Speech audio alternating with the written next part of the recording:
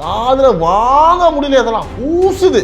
சரியா? இந்த மாதிரி கன்றாவியான விஷயங்கள்லாம் வயிற்றெரிச்சலோட வந்து பார்த்தீங்கன்னா உச்சகட்டத்தில் வந்து மட்டமாக பேசியிருக்காப்புல திரு உதயநிதி அவர்கள்.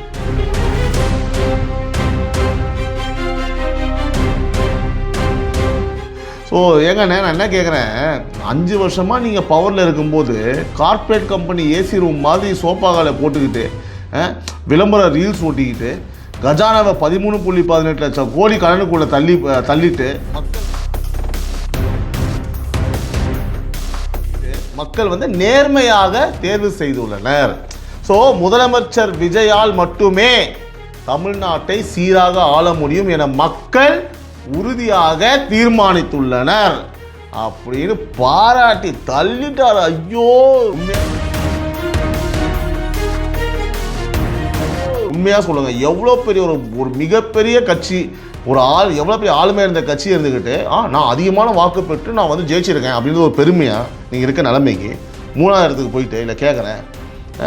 இருந்தாலும் இந்த மாதிரி கருமத்தெல்லாம் கேட்க வேண்டியது இருக்குது. நான் சொன்ன அந்த அக்ரி கிருஷ்ணமூர்த்தி வந்து பார்த்தீங்கன்னா ஒரு ப்ரெஸ் மீட்டில் சொல்லியிருக்காரு, 96,000 வாக்குகள் வித்தியாசத்தில் வந்து வெற்றி பெற்றவர் இபிஎஸ் தான் அப்படின்னு.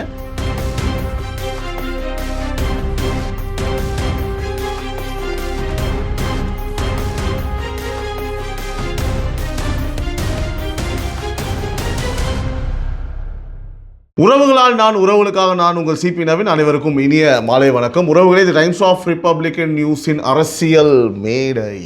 ஓகே, காலையில் எல்லோரும் வந்து பார்த்தீங்கன்னா காலை குரல் நிகழ்ச்சியை பார்த்துருப்பீங்க. பார்க்கலன்னா டெய்லி மார்னிங் 6 AM வருது. நேற்று தமிழ்நாடு நடந்த அரசியல் அனைத்தும் 15 மினிட்ஸில் வந்து பார்த்தீங்கன்னா உங்கள் முன்னாடி நான் அழகாக வந்து கிளியராக சொல்லியிருப்பேன். ஸோ அடுத்து நம்ம ஸ்ட்ரெயிட் அந்த டாபிக் போகலாம். முக்கியமான விஷயங்களை பற்றி இந்த வீடியோ நம்ம டிஸ்கஸ் பண்ண போகிறோம். வீடியோ முழுமையாக பாருங்கள் உறவுகளே. நேற்று காலில் அசம்பிளி கேட் திறந்ததுமே ஆரம்பிச்சுட்டாங்களேப்பா அவங்க பஞ்சாயத்தை அப்படின்ற மாதிரி. இன்னும் தாவேக அரசோட முதல் கூட்டத்தொடரே முழுசாக ஆரம்பிக்கலை. அதுக்குள்ளே வந்து பார்த்தீங்கன்னா திமுக குரூப்ஸ் வந்து அழுதபடியே ஆரம்பித்ததை பார்க்கும்போது தான் ஆட்டமே இன்னும் ஆரம்பிக்கலை, அதுக்குள்ளே ஏன்பா இந்த அழுகைன்னு கேட்குற மாதிரி ரொம்ப கன்றாவியாக இருந்தது, சின்ன பிள்ளைத்தனமாக இருந்தது. சரிங்களா? இது எல்லாமே எதிர்பார்த்தது தான். ஆனால் கார்டெல்லாம் ரெடி பண்ணி வந்துட்டு ஓகேவா, கையில் ஒரு ப்ளக்கார்ட்ஸு, இந்த நெஞ்சு, இது ஒரு பேட்டர்னாக வச்சுருக்காங்க. சட்டமன்றத்துக்குள்ளே முதலமைச்சர் விஜய் அவர்கள் தன் அமைச்சரவையோட கெத்தாக கம்பீரமாக கோட் சூட் போட்டுக்கிட்டு உட்காந்ததை பார்த்த உடனே நம்ம திராவிட மாடலில் சிங்கங்களுக்கு நான் போகிற சிங்கன்ட்டேன், நம்ம திராவிட மாடல் அசிங்கங்களுக்கு உள்ளே இருக்கவே முடியலை போல. ஸோ அப்படியே பதறி போய் வெளியே ஓடி வந்து மைக் மாறி நின்று எதிர்க்கட்சி தலைவர் நம்ம உதைஸ், ஓகேவா, நம்ம உதைஸ் அவர் என்ன பண்ணாருன்னா கொடுத்தாரு பாரு ஒரு பேட்டி. இந்த வந்து பிரபஞ்சத்திலே ஒரு சிறப்பான பேட்டினா அதுதான். ஸோ அதாவது இன்றைக்கி சோஷியல் மீடியாவோட ஆகச்சிறந்த அக்யூரேட்டான ட்ரோல் மெட்டீரியல் அதுதான். நான் இன்ஃபர்மேஷன் கொடுத்துருக்கேன். ஸோ உறவுகளே மறக்காமல் என்ன பண்ணுறீங்கன்னா அந்த எடுத்து என்னென்ன பண்ணணுமோ, ஓகேவா, ரைட். திரு உதயநிதி அவர்கள் என்ன சொல்கிறாருன்னு தெரியுமா? கண்டிப்பாக நீங்கள் தெரிஞ்சுக்கணும், அதை கேளுங்க. தாவேக ஆட்சி அமைந்து இப்போ 1 மாதத்துக்கு மேலே ஆகுதுப்பா. ஆனால் இவங்கக்கிட்ட மக்கள் முன்னாடி சொல்லிக்கிறதுக்குன்னு ஒரு சாதனை கூட இல்லை. மக்கள் சொல்லிக்கிற மாதிரி ஒன்றுமே பண்ணலை. இவங்க சட்டமன்றத்தில் சொல்கிறது, அறிவிக்கிறது எல்லாமே நாங்கள் 5 வருஷம் திராவிட மாடல் ஆட்சியில் கொண்டு வந்த அதே திட்டங்கள் தான்.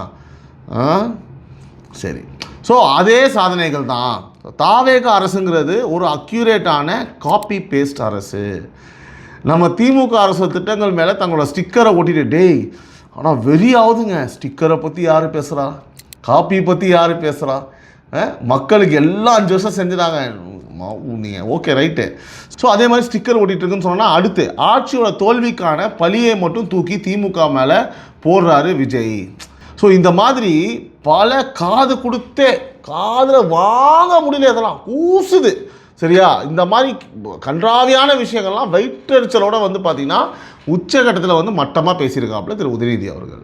ஸோ ஏங்கண்ணே, நான் என்ன கேட்குறேன், 5 வருஷமாக நீங்கள் பவரில் இருக்கும்போது கார்ப்பரேட் கம்பெனி ஏசி ரூம் மாதிரி சோஃபாக்களை போட்டுக்கிட்டு விளம்பர ரீல்ஸ் ஓட்டிக்கிட்டு கஜானாவை 13.18 லட்சம் கோடி கடனுக்குள்ளே தள்ளிட்டு போனதையெல்லாம் மக்கள் என்ன பாயாசம் சாப்பிட்டா மறந்துருப்பாங்க? இல்லை புரியல, என்ன இன்னும் பைத்தியம் நினச்சிட்டு இருக்கீங்களா? ஏங்க மக்கள் தெளிவாயிட்டாங்க. அதனால தான் உங்களுக்கு வந்து தோக்கு அடித்து, ஓகேங்களா, அடித்து ஓரம் கட்டி உட்கார வச்சுட்டாங்க அவங்கள. இப்போ தாவேக அரசு வந்து 1 மாதத்தில் கஜானாவோட ஒரிஜினல் நிலவரத்தை வெள்ளை அறிக்கையாக ரீல்ஸ் பண்ணி உங்கள் பந்தா முகத்திரையை, உங்கள் வெட்டி முகத்திரையை, உங்கள் வெட்டி அரசு, தண்ட அரசு, வீணா போன அரசு, ஓகேவா, கிழிச்ச உடனே தாவேக அரசு எம்எல்ஏக்களை வந்து வாங்குறாங்க அப்படின்னு எடப்பாடிக்கு சப்போர்ட் பண்ணுற மாதிரி ஒரு ரூட்டை மாற்றுறீங்க.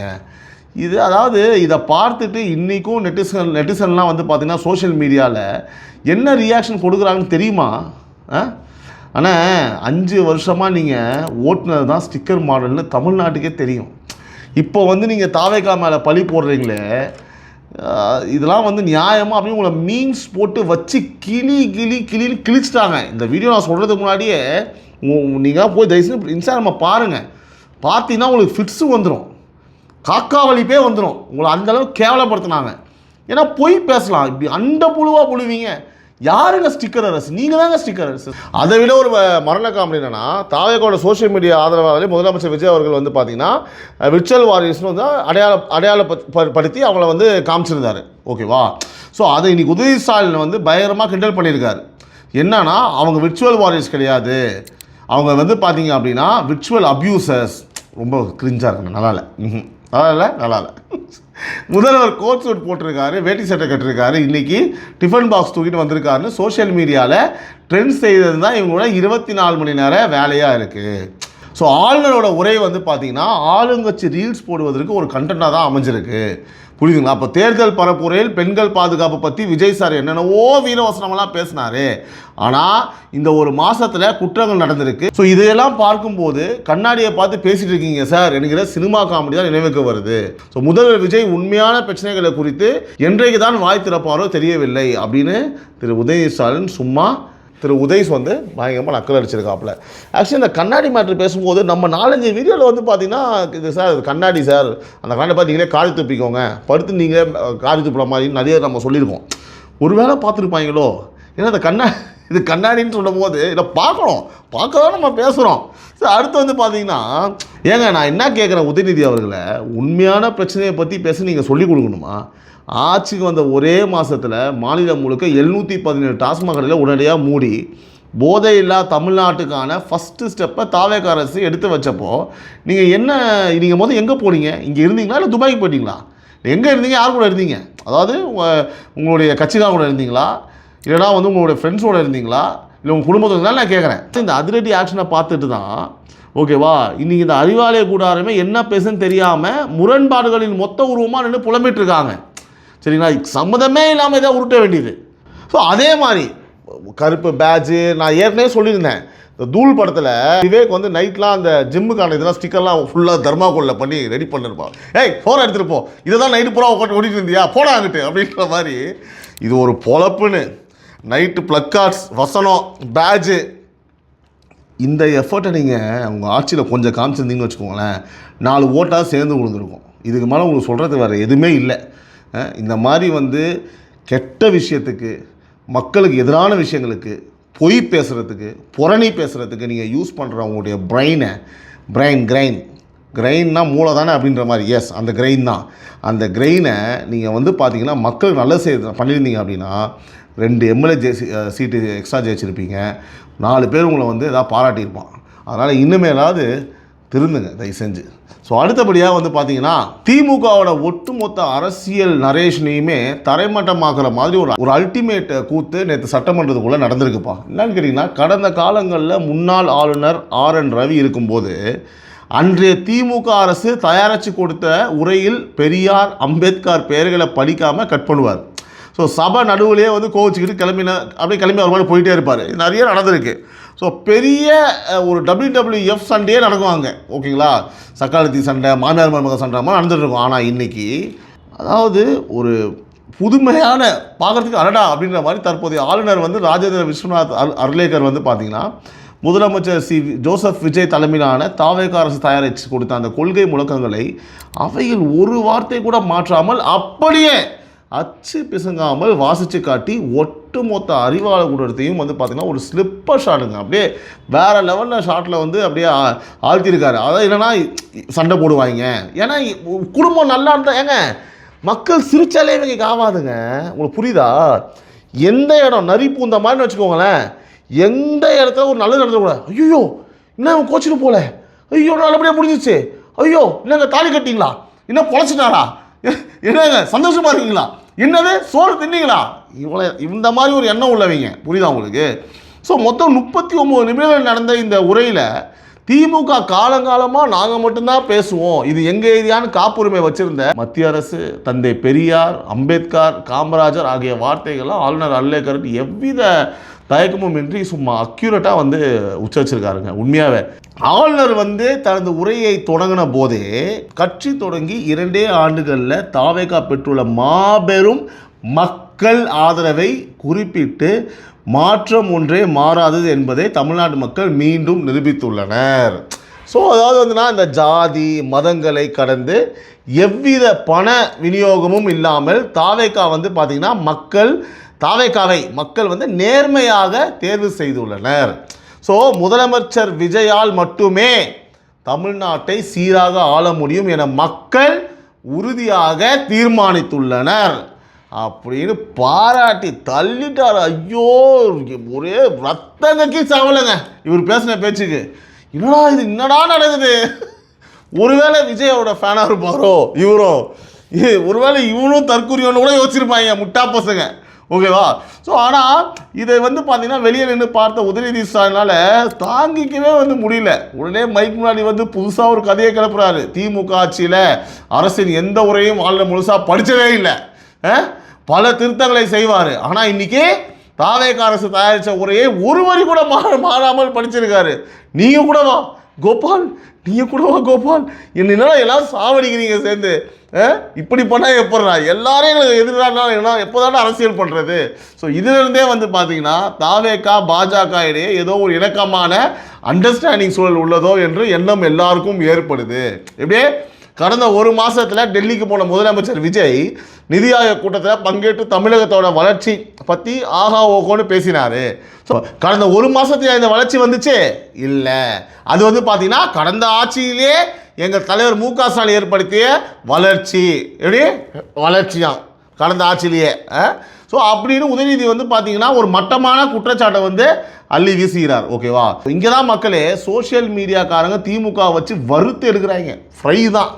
ஏன்பா ஆளுநர் நீங்கள் கொடுத்ததை மாற்றி படித்தா மாநில தன்னாட்சிக்கு எதிர்ப்புன்னு கத்துவீங்க, இப்போ தாவேகா கொடுத்ததை ஒரு வார்த்தை மாறாமல் அப்படியே படித்தா பாஜகவோட அண்டர்ஸ்டாண்டிங்னு உருட்டுவீங்களா? ஐயோ என்னையா இது, நீ எப்படி படித்தாலும் அழுவீங்க போலையே அப்படின்னு நெட்டிசன்கெல்லாம் கமெண்ட் செக்ஷனில் சும்மா அடித்து தள்ளுறாங்க, ஜாலியாக இருக்குது பார்க்குறதுக்கு.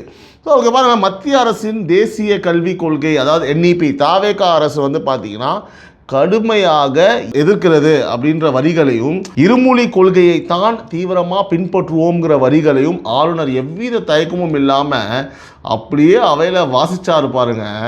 அதுதாங்க பீக் மூமெண்ட்டு, உண்மையாகவே செத்துட்டாங்க.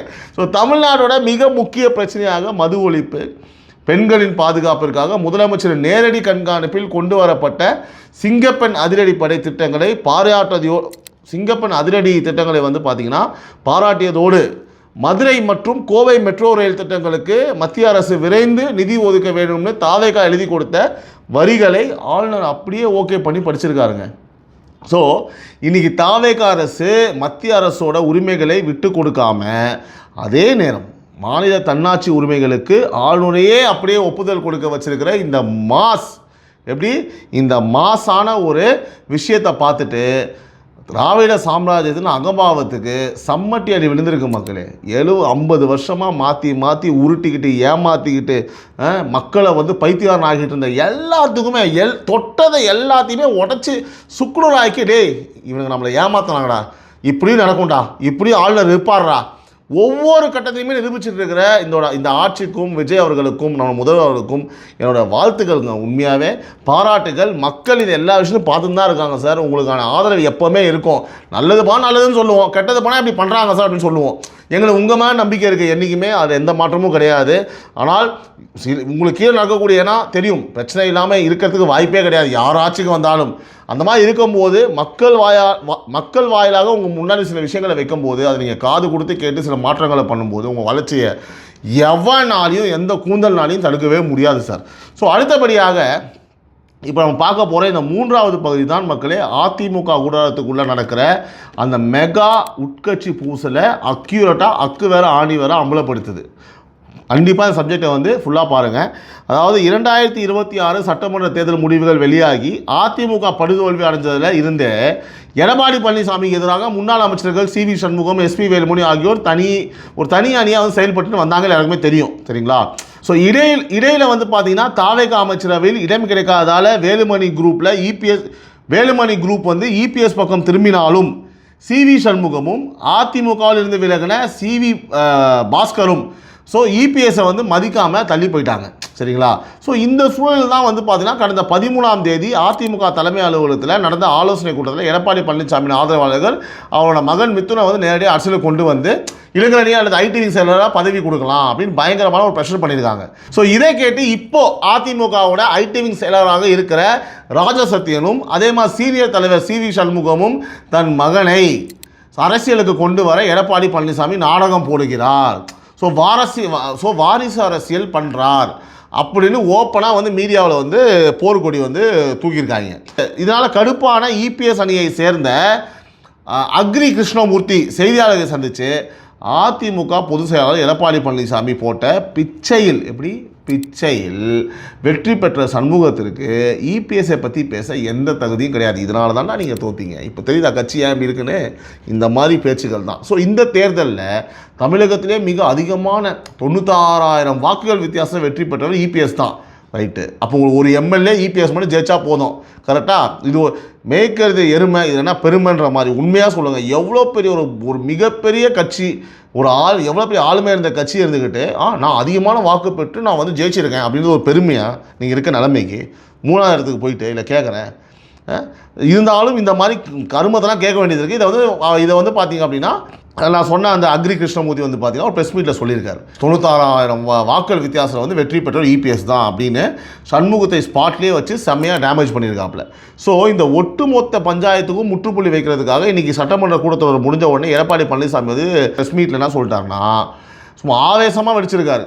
என்னோட மகன் அரசியலுக்கு வருவது என்பது பொய்யான ஒரு செய்தி, துளி கூட உண்மை இல்லை. என் மகன் வந்து மிதுன் வந்து பார்த்தீங்கன்னா அதிமுகவில் எந்த ஒரு பொறுப்புக்கும் வரமாட்டார், அவர் வெறும் அடிப்படை உறுப்பினராக மட்டுமே கட்சியில் நீடிப்பார் அப்படின்னு இபிஎஸ் வந்து திட்டவட்டமாக வந்து தெளிவுபடுத்திட்டார். நீங்கள் தெளிவுபடுத்தி தான் ஆகணும், இல்லைன்னா ரொம்ப கஷ்டம்.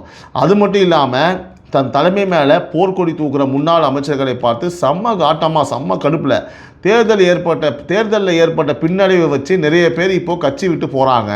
ஸோ என்னோட தலைமை சரியில்லைன்னு விமர்சனம் பண்ணுறாங்க. நான் கேட்குறேன், அவர் சொல்கிறாரு, நான் கேட்குறேன், என் தலைமையில் என் உழைப்பில் நின்று ஜெயிச்சுட்டு இப்போது என் தலைமையே தப்புன்னு சொல்கிறீங்களே, நீங்கள் ஜெயிச்சதுக்கு காரணம் என்னோடய உழைப்பு தான். என்னோட தலைமையில் ஜெயிச்சுட்டு வந்துட்டு இப்போ என் தலைமையை சரியில்லைன்னு பேசுகிற உங்களுக்கு என்ன தகுதி இருக்குது அப்படின்னு எடப்பாடி பழனிசாமி சும்மா ஆவேசமாக வெடித்து தீர்த்திருக்காரு மக்களே. சரிங்களா? ஸோ இதை பார்த்துட்டு அரசியல் விமர்சகர்கள்லாம் என்ன சொல்கிறாங்க தெரியுமா?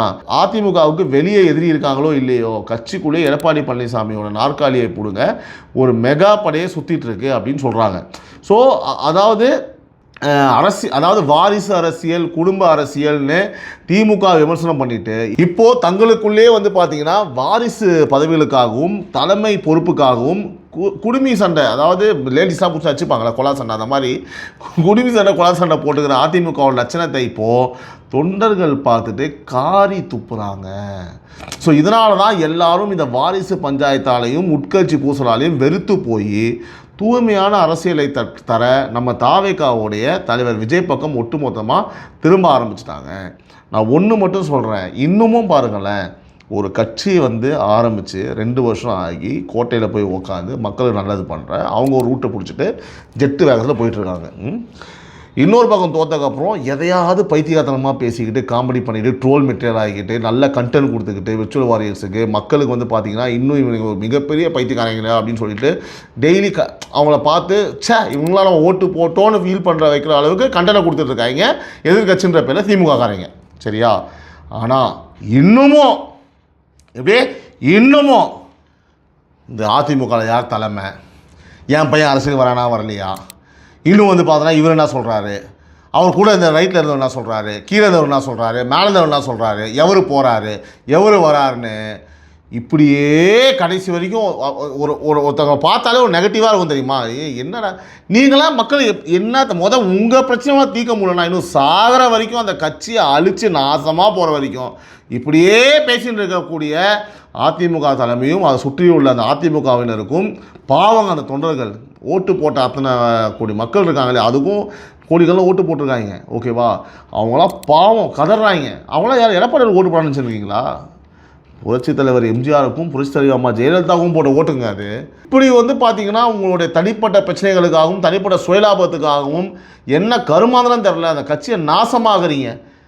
மொத்த ஓட்டும் ட்ரான்ஸ்ஃபர் ஆகிடுச்சுங்க. எனக்கு தெரிஞ்சு நீங்கள் பண்ணுற ஒவ்வொரு கூத்தும் பார்த்தீங்கன்னா பல்காக உங்களுடைய ஓட் பேங்கை சரிவுக்கு கொண்டு வந்து மட்டமாக போகிறீங்க அப்படின்னு தெரிஞ்சு போச்சு. திரும்பவும் நான் சொல்கிறேன், ஒரு ரிக்வஸ்ட்டாக வைக்கிறேன், ஒரு நல்ல முடிவுக்கு வாங்க. ஒரு நல்ல ஏதாவது ஒன்று கொண்டு வந்து இந்த மக்களுக்கு ஒரு நம்பிக்கை உண்டாகிறவங்கள ஏதாவது ஒன்று பண்ணுங்கள் தயவு செஞ்சு. ஏன்னா ஒரு மாபெரும் கட்சி அது. உறவுகளே முக்கியமான பல்வேறு விஷயங்களே உங்களோட பகிர்ந்துக்கிட்டேன். அடுத்தபடியாக மறக்காமல் சப்ஸ்கிரைப் பண்ணுங்கள், பெல் ஐக்கானை ப்ரெஸ் பண்ணுங்கள். அப்போ தான் நான் போகிற வீடியோஸ் உங்களுக்கு நோட்டிஃபிகேஷனாக வரும். திரும்பவும் சொல்கிறேன், பார்க்கக்கூடிய நபர்களில் 75% பேர் சப்ஸ்கிரைப் பண்ணாமல் பார்க்குறீங்க. உங்கள் ஆதரவு இருக்குது, ஆனால் அந்த ஆதரவுன்றது நீங்கள் சப்ஸ்கிரைப் பண்ணால் மட்டும்தான் அது முழுமையாக நம்மளை சேர்ந்தடையும். மறக்காமல் வீடியோ பிடிச்சிருந்தால் லைக் பட்டனை ப்ரெஸ் பண்ணிவிட்டு அப்படியே ஹைப் பண்ணிங்கன்னா இந்த வீடியோ எல்லாருக்குமே ஸ்ப்ரெட் ஆகும். உங்களுடைய கருத்துக்களை கமெண்ட்டில் பதிவு பண்ணுங்கள். எல்லா கமெண்ட் நான் பார்த்து உங்களை ரிப்ளை பண்ணுவேன். மீண்டும் என் உறவுகளை நாளை காலை குரல் நிகழ்ச்சி காலை 6 மணிக்கு ஷார்ப்பாக உங்களை சந்திக்கிறேன். இது டைம்ஸ் ஆஃப் ரிப்பப்ளிக் நியூஸின் அரசியல் மேடை. உறவுகளால் நான், உறவுகளுக்காக நான், உங்கள் சிபி நவீன். அனைவருக்கும் வணக்கம். Love you all. Take care. Bye.